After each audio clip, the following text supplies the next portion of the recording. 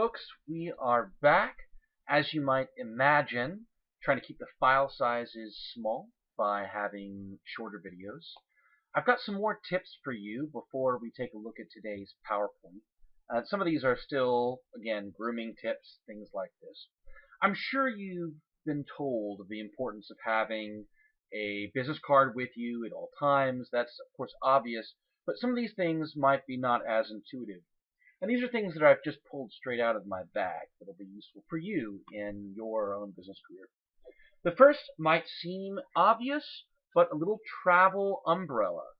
There's been times where I have been trapped outside in the rain and I have a presentation that I have to get to, and the only way to get there is to run either across campus or across an open parking lot from where the car is to where the building is that I'm giving the presentation. And if I didn't have this, I'd be soaked completely to the bone. Not to mention, I've got occasionally some fairly expensive jackets. This one is not, or at least it was when I got it. It doesn't look expensive anymore. It's been a few years now.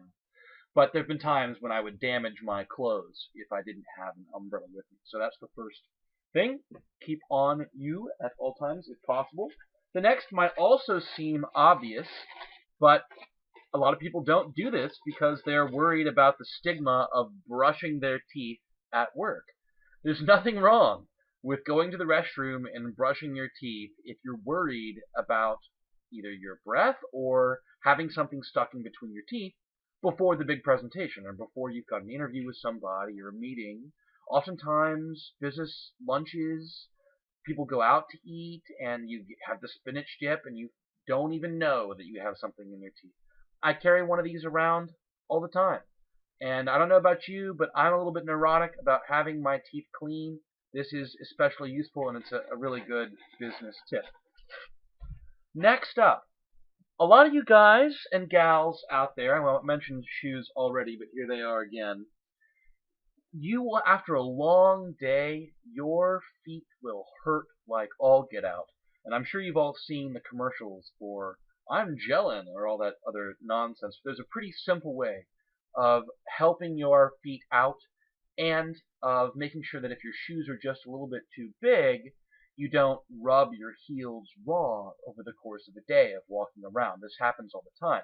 For example, these shoes were a size too big for me. I got them when I had a sprained ankle and I had to have new shoes, but the shoes that they had at Macy's were a size too big for me. Had to have them nonetheless because the ankle was all swollen. So here's what you do. You put some white socks on, and these are athletic socks. You can't see them. Athletic socks on underneath the black socks. And I do this every single day. And it means that my feet feel fine. If you're in a pinch, because I know we're, again, poor college students and you don't have that many pairs of black socks, well, these get dirty and these stay more or less clean. So unless it's the summer and you're sweating through your shoes, you can reuse your black socks for a second day. Again, important life hacks. Another one is something that you can't see from this angle, but you might be able to see from the side.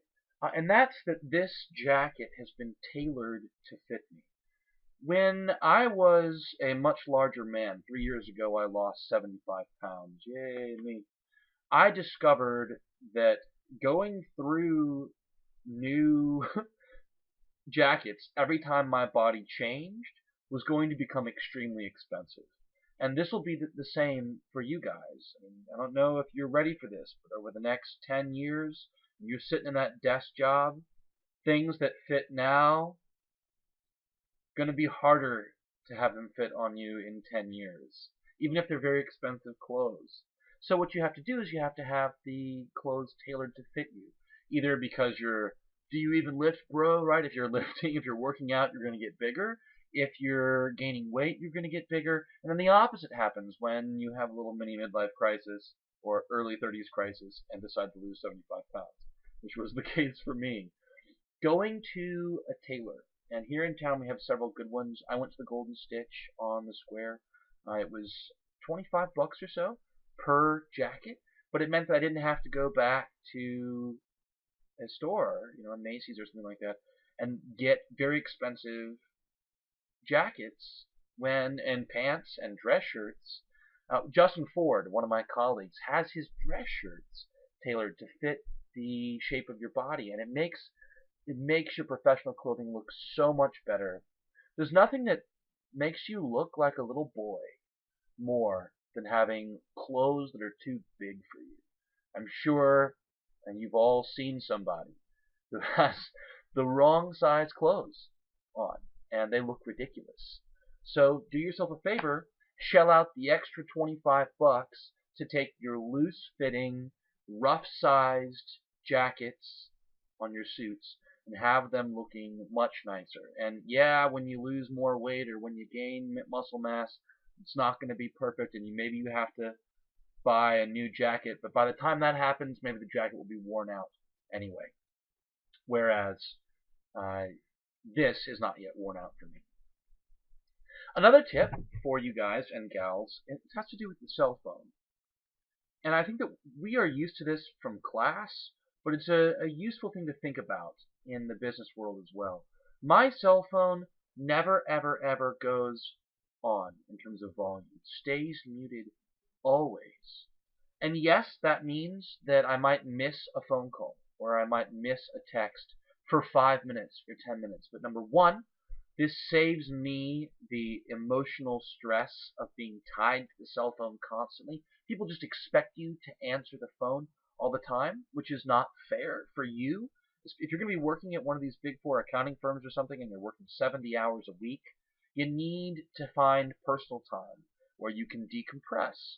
And if you are in the habit of answering everything immediately that comes your way, it's going to be bad for your mental health. That's one benefit of having the phone on silent. Two, it's much, much worse to have the phone ring in the middle of your boss's presentation than it is for you to miss a text message or a Sports Center update or your fantasy football team has lost by 10 points. That's unimportant. What's important is that you make a positive image for your boss or for the visiting dignitary or for somebody else who you care about in the business world. So those are just some tips. I'm sure I'll come up with some more over the rest of our class period, the rest of our time during this semester.